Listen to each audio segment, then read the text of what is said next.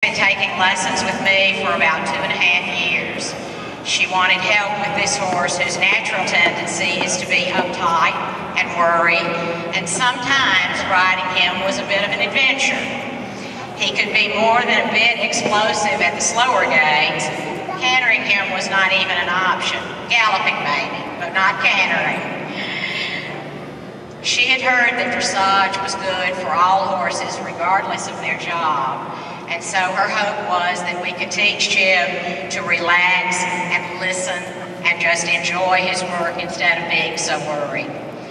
We first taught him to reach for the bit, to look for it at the ends of the reins, and as you see her walking around inside those letters, that's exactly what he's doing, exactly as he's been taught. If he always knew she was on the other end of those reins, he could relax and rely on his rider a little bit.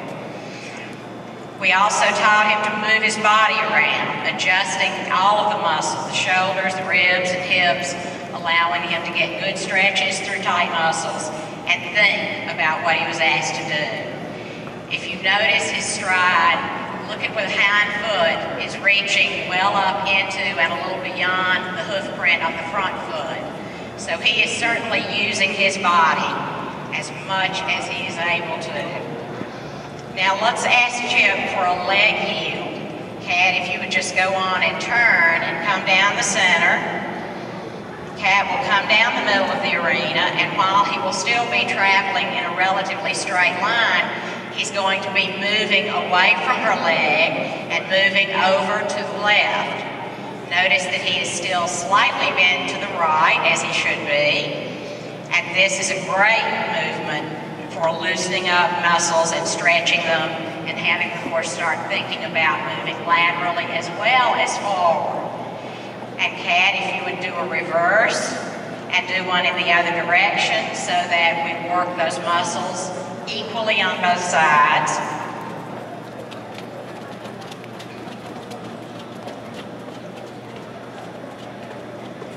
And so now he's moving off of her leg to the right and he's bent slightly to the left. Very nice. As she comes through the next corner, we're going to ask her to think about preparing him for a shoulder in. So as he makes the second turn over there at the letter H, she will be turning him and positioning so that the shoulders are slightly to the inside of the track. In this movement, the inside hind leg is really reaching up under the horse's body. Again, asking for a wonderful stretch. Very nice. Good, and allow him to go straight now as his reward. And if you would, come across the arena.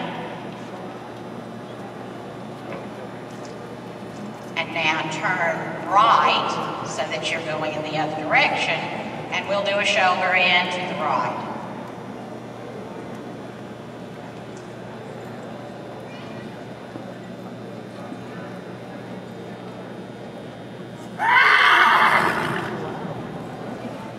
Tess, your turn's coming. Good, Chip.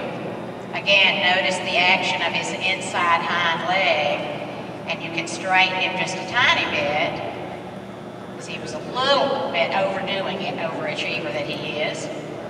Good job. The companion movement to this would be haunches in, and we probably won't take time to do it in both directions, but as she comes off of the rail and turns, you can see right this second she's still thinking a little bit of shoulder in across the middle so that you can see it straight on. When she makes this turn, she'll ask him to maintain the bend through his body and ask that the haunches move to the inside. Yes. So can everybody see that? Good. All of these exercises can be done at the walk and at the trot. However, Chip won't be trotting. Chip is a registered Tennessee walking horse. All of the dressage work has really taught this horse to be square, relaxed, and forward at both the flat walk and the running walk.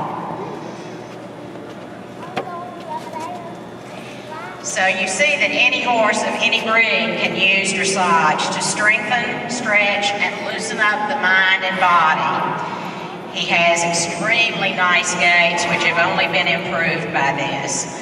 Let's see a little shoulder in or leg yield, good shoulder in at the flat walk. And to my mind, this is almost more difficult for a gaited horse to do because he has 4 beats of legs to keep track of. A trotting horse moves on 2 beats, but Chip's gait requires 4 specific footfalls, so he has a lot to keep track of. And now nice hunches in at the flat walk still. Very nice. And whenever you're ready, let's pick up a little of that canter that he didn't want to do a couple of years ago. Doesn't look too wild, does he? Chip is in the process of learning both this nice, slow, relaxed canter and to maintain it at the counter canter. He also can do simple changes by coming through the middle of the arena, coming down to his flat walk, and then picking up the opposite lead, which I think we're about to see him do right there.